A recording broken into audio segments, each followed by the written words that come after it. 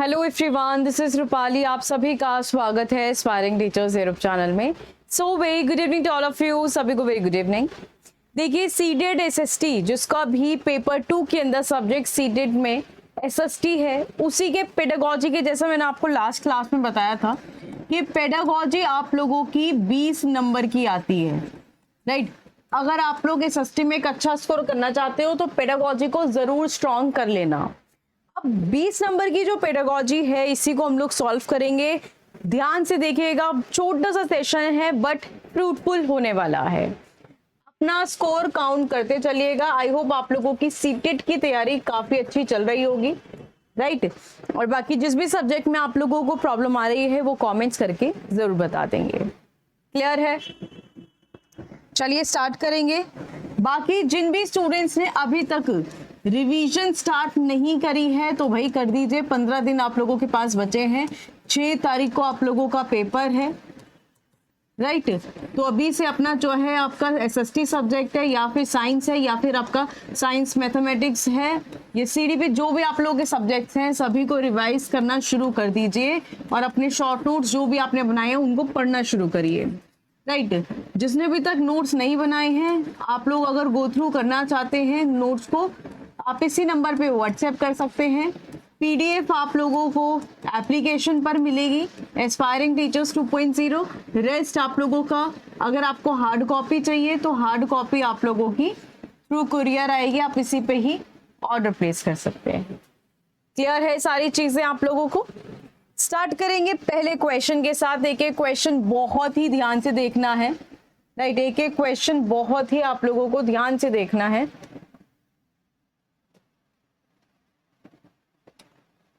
ये आपका पहला question, why was the subject, एक एक पॉइंट ध्यान से पढ़िएगा। Why was the subject nomenclature change from civic to social and political life at the upper primary level by NCF 2005। आपको याद होगा जब हम लोग स्कूल टाइम में थे तो हम लोग सिविक्स, हमारे पास एक सब्जेक्ट हुआ करता था। अब उस सिविक्स का नाम बदल के एसपीएल लिखा गया है एनसीएफ 2005 के तहत। तो ये क्यों लिखा गया है, क्या रीजन है इसके पीछे, ये आपको बताना है, right? To focus purely on government administrative structure, to move away from colonial era passive obedience to active critical engagement with real world, to make curriculum shorter, to eliminate political topics। देखिए आप लोगों को ना negative को हटाना है। आपको जो सुटेबल नहीं लग रहा ना उसको हटाइए, बेस्ट ऑप्शन को चूज करते चलिए। तो इसका जो बेस्ट ऑप्शन है वो है आपका बी ऑप्शन, कि हम कॉलोनियल इरा से पैसिव ओबीडियंस से हम कहां पे शिफ्ट करना चाहते थे, एक्टिव क्रिटिकल एंगेजमेंट की ओर, जो रियल वर्ल्ड टॉपिक्स को, पॉलिटिकल इश्यूज को कवर करे। तो उसका best answer B option. Next question, Which of the following activities best develops partial understanding and scale concepts in geography students?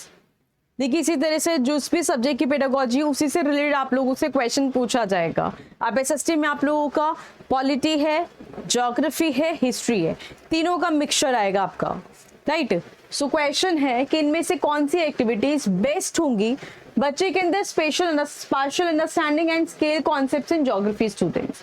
Root learning definition, देखो जब बच्चा यहाँ पर डेफिनेशंस को रूट लर्निंग करेगा, रटेगा, वो बेस्ट है। Asking students to draw a layout map of their classroom, showing a 3D animated film about solar system, या डिक्टेटिंग द नेम्स। तो अब आप मुझे बता दीजिए, सिंपल क्वेश्चन है।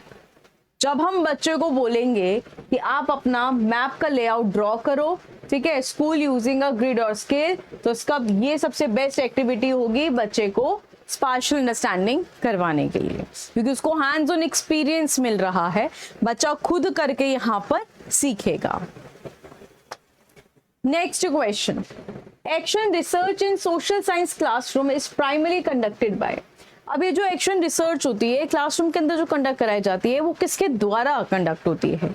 External educational researchers to issue national policy, the classroom teacher to identify solve immediate pedagogical and learning problems, school management to evaluate, या फिर बोर्ड एग्जामिनर्स। देखिए रैंकर्स के हम बच्चे को रैंक करें वो भी गलत है।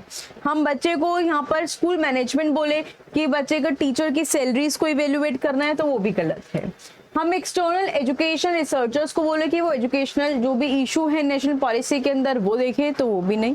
बेस्ट एक्शन रिसर्च के लिए क्लासरूम टीचर को ही आइडेंटिफाई करना देना चाहिए जिससे कि वो immediate pedagogical and learning problems को खुद से क्लासरूम में सॉल्व कर सके, right. Next, while discussing media and democracy, which pedagogical strategy helps students to develop media? अब देखिए जब हमारे पास टाइम का शॉर्टेज हो और हमें नेगेटिव ऑप्शंस को एलिमिनेट करना ही करना है तो वो कैसे करोगे? देखिए सिंपल सी बात है, आप ना ऊपर से ये एमसीक्यूज को गो थ्रू करो। मेमोराइजिंग करना नेगेटिव टर्म होता है, डिस्करेज करना हमारे लिए नेगेटिव टर्म है। साथ ही में asking students to believe all news broadcast, कि हम उसमें से बिलीव करें जो भी टीवी में न्यूज आती हैं, तो ये भी आप लोगों का नेगेटिव ही है। अब यहाँ पे इस ऑप्शन को देखो, analyse different newspaper reports on the same event to identify bias and agenda.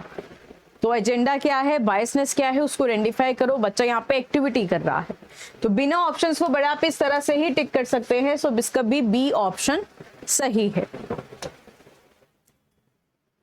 Which of the following question target the evaluation level of Bloom's taxonomy in social science? अब ब्लूम का भी एक आप लोगों का टॉपिक है तो आपसे क्वेश्चन पूछा जा रहा है कि इनमें से वो कौन सा क्वेश्चन है जो इवेल्युएशन को टारगेट कर रहा है ब्लूम टेक्सोनॉमी के अंदर।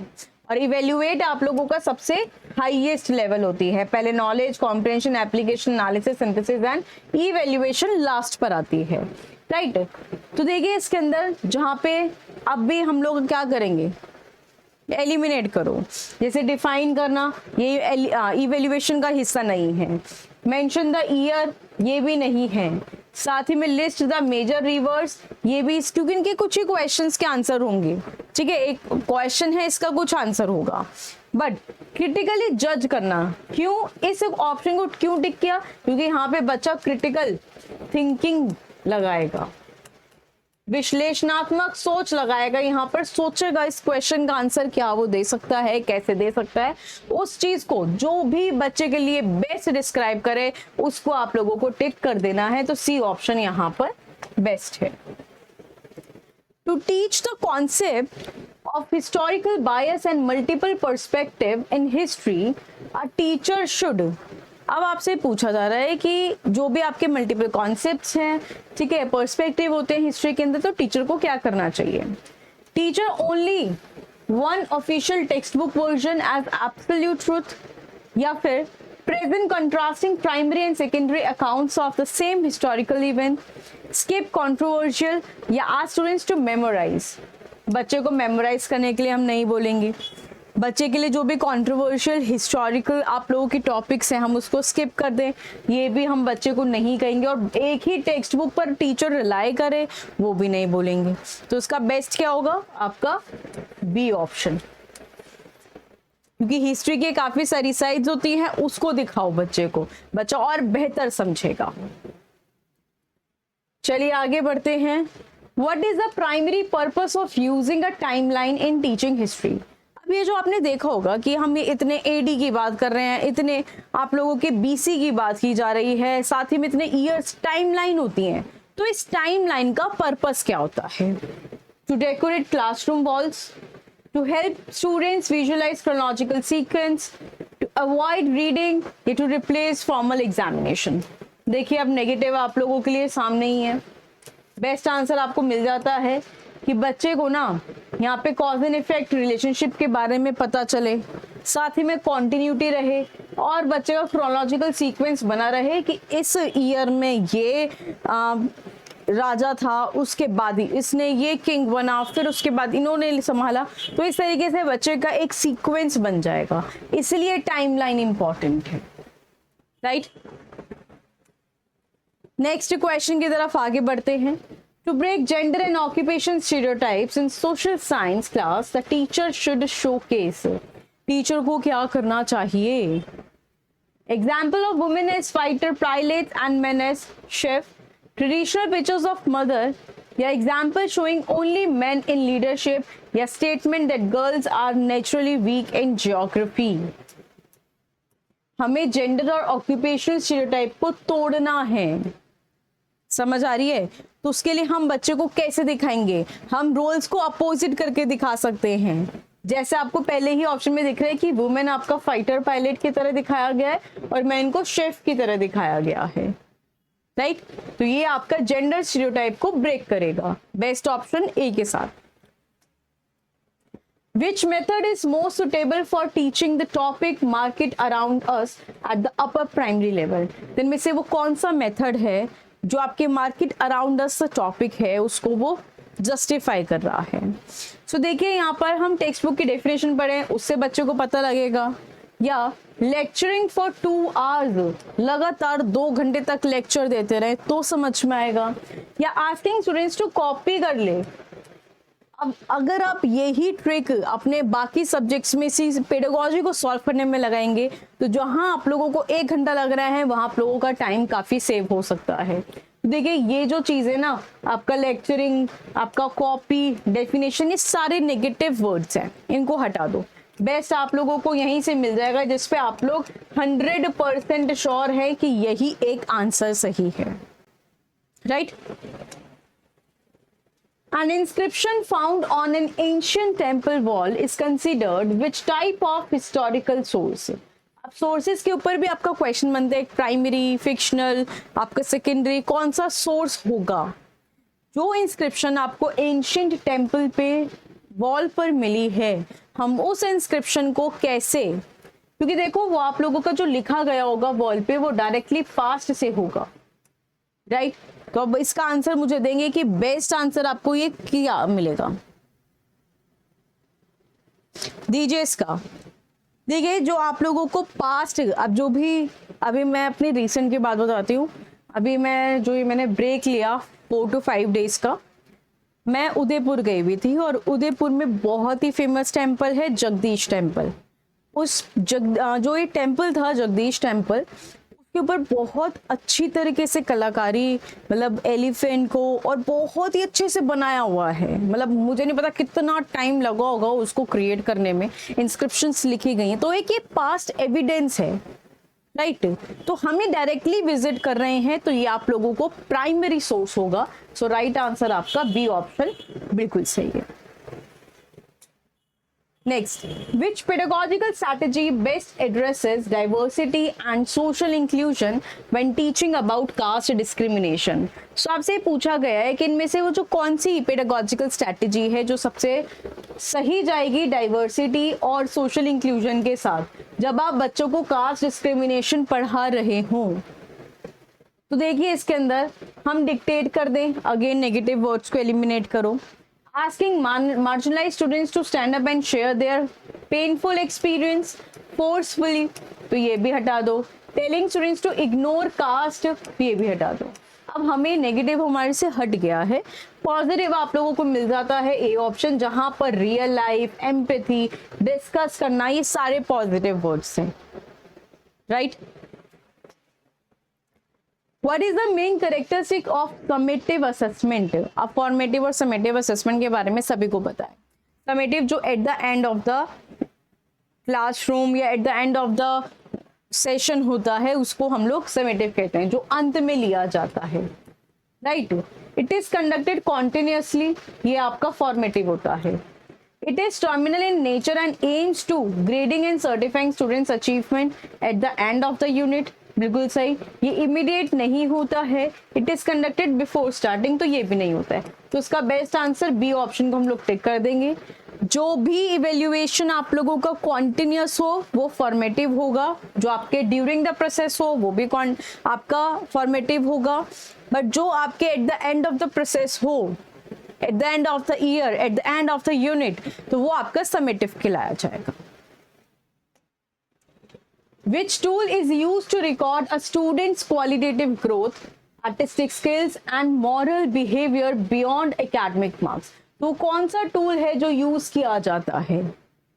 Paper, pencil, multiple choice test, cumulative, answer booklet, attendance. अब अब आपसे बोला गया है कि बच्चे की क्वालिटेटिव ग्रोथ को हम यूज कर रहे हैं, आर्टिस्टिक स्किल्स को यूज कर रहे हैं, and moral behaviour beyond academic. तो देखिए ये आपका अटेंडेंस नहीं होगा, आंसर बुकलेट नहीं होगा और एमसीक्यू नहीं होगा। सो राइट आंसर आपका बी ऑप्शन के साथ जाएगा। समझ में आ गया है एकदम। Constructivist learning theory in social science emphasis that students, जो आपके कंस्ट्रक्टिविस्ट हैं, रचनावादी हैं, उनका क्या मानना था कि जो बच्चे हैं क्या वो पैसिव होते हैं, एक्टिवली कंस्ट्रक्ट करते हैं, learn best through mechanical repetition and should rely sole. देखिए ये जो वर्ड्स मैं मार्क कर रही हूं ना, आप इन वर्ड्स को टारगेट करिए, इन वर्ड्स को टारगेट करना सीख गए। क्योंकि मैंने अपनी जब पेडागोजी से सॉल्व करी थी ना, तो मेरा पेपर सीटेट का जब मैंने दिया था 2019 के अंदर, मेरा पेपर ये मान के चलो आधे घंटे पहले मैंने कंप्लीट कर लिया था और आधे घंटे तक मैं उसको रिवाइज कर रही थी कि कौन सा मैंने आंसर ठीक किया या नहीं किया। तो यही मेरी स्ट्रैटेजी थी, क्योंकि मैंने काफी काम किया था और उस समय अपने पेपर क्लियर करने के लिए अपनी पेडागोजी को स्ट्रॉन्ग कर लिया था। तो इसे ऐसे इसलिए मुझे हैबिट है कि ये जो नेगेटिव वर्ड्स हैं इनको मार्क करते चलो, पॉजिटिव आंसर आपको खुद मिल जाएगा जिसपे आप 100% श्योर हैं। तो उसका राइट आंसर बी ऑप्शन को टिक करेंगे। To teach preamble of the Indian constitution a teacher present cast teacher present के studies on equality and justice, this approach represent, ये जो अप्रोच है ये क्या दर्शा रहा है? ये inductive contextual rote learning approach. Deductive क्या होता है? जहां पे रूल्स से लेकर आप लोगों को एग्जाम्पल की ओर लेकर जाया जाता है। और इंडक्टिव क्या होता है? जहां पे हम एग्जाम्पल से लेकर बच्चे को रूल की ओर लेकर जाते हैं, ठीक है। और डिक्टेशन, तो ये तीनों ही गलत है, बेस्ट आंसर आपको मिल जाता है। ऑल्दो ये आंसर्स आपकी इजी हैं, बट आप लोगों को पेडागोजी सॉल्व करने का तरीका जरूर पता चल जाएगा, राइट। आगे बढ़ेंगे इसी के साथ नेक्स्ट क्वेश्चन की ओर। Which of the following is a key feature of an art integrated learning in social science? Drawing pictures only during art classes, using visuals, drama, music, deepen understanding of social concepts, replacing SST या फिर memorizing historical monuments। तो ये जो आप लोगों का art integrated learning है, जैसे कोई भी आपने टेम्पल के बारे में पढ़ा, किसी स्टेचू के बारे में पढ़ा, उसकी आपकी आर्ट बनी हुई है, तो जिससे बच्चे की अंडरस्टैंडिंग को डीपन करती है। सो उसका बेस्ट आंसर बी ऑप्शन को टिक करेंगे। Social science teacher wants to assess students' ability to analyze cause and effect. Which question is most appropriate? इनमें से कौन सा क्वेश्चन सबसे उपयुक्त है? राइट अब टीचर को बच्चे के एनालाइज करना है कॉज एंड इफेक्ट वाला, तो नेम द कैपिटल वो डायरेक्टली एक आंसर दे देगा जो कि गलत है। जहां पे बच्चे के लिए उसको सोचना पड़े, एक्सप्लेन करना पड़े, अपने वर्ड्स में डिस्क्राइब करना पड़े, वो सबसे बेस्ट होता है। सो आपका राइट आंसर बी आ जाएगा, क्योंकि इसमें भी डिफाइन है और इसमें हु है, तो इसमें सिंगल सिंगल आंसर्स आप लोगों के होने वाले हैं। What is the role of teacher in child centred social science classroom? एक टीचर का रोल क्या होता है? strict discipline, passive observer, facilitator and guide who creates learning, या absolute authority and sole source of knowledge? देखिए ये भी गलत है, तो उसका बेस्ट आंसर जो जाएगा बी ऑप्शन के साथ जाएगा, क्योंकि टीचर आप लोगों को फैसिलिटेट करती है, आपको गाइड करती है और आप लोगों को अपॉर्चुनिटीज देती है। तो यहाँ पे अथॉरिटी और ये सारे आपके नेगेटिव हो जाते हैं। While teaching types of vegetation in geography, and which resource will provide the most immersive observational experience? इनमें से वो कौन सा रिसोर्स है जो आपको एक्सपीरियंस प्रोवाइड करेगा, जहाँ बच्चा ऑब्जर्व करेगा? Reading text book, local nature walk हो गए, राइटिंग नेम्स ऑफ ट्रीज या डिक्टेटिंग। तो उसका भी यार बेस्ट आंसर आपको मिल जाता है, बी ऑप्शन के साथ जाएगा, जहाँ पे बच्चा नेचर को देखेगा, फील्ड विजिट करेगा, वो सबसे बेस्ट है। Last question of the class, ध्यान से पढ़ेंगे question. Diagnostic evaluation in social science is followed by. देखिए डायग्नोस्टिक, पहले डायग्नोस्टिक से पहले क्या आता है? अचीवमेंट। क्या आता है? अचीवमेंट। डायग्नोस्टिक के बाद क्या, अचीवमेंट के बाद क्या आता है? डायग्नोस्टिक। और डायग्नोस्टिक के बाद क्या आता है? रेमीडियल। तो ये आप याद रखिएगा ईडीआर का। तो यहाँ पे डायग्नोस्टिक के बाद क्या आता है? रेमेडी। तो उसका राइट आंसर बी को टिक करेंगे। क्लियर? सारी चीजें क्लियर हैं आप लोगों को? इसमें कोई डाउट अभी तक कि जो ना समझ में आया क्वेश्चन आपको? सारी चीजें क्लियर हो गई हैं। So well and good. I hope आप लोगों का जो स्कोर है इस सेशन के अंदर 20 आउट ऑफ 20 बना होगा। ठीक है, बट आप लोगों को ऑल द क्वेश्चन इजी थे, स्टिल आप लोगों को इन क्वेश्चन से पेडागोजी को सॉल्व करने का वे पता चल गया होगा, और यही ट्रिक्स एंड आप ये मेथड आप लोग अदर सब्जेक्ट की पेडागोजी में भी यूज कर सकते हैं। राइट, चलिए भाई, thank you so much. I hope session आपको अच्छा लगा हो। कमेंट्स में स्कोर जरूर बताइएगा। नेक्स्ट सेशन आप लोगों को किस सब्जेक्ट पे चाहिए वो भी कमेंट करिएगा। Thank you so much. मिलते हैं नेक्स्ट क्लास के अंदर। Thank you.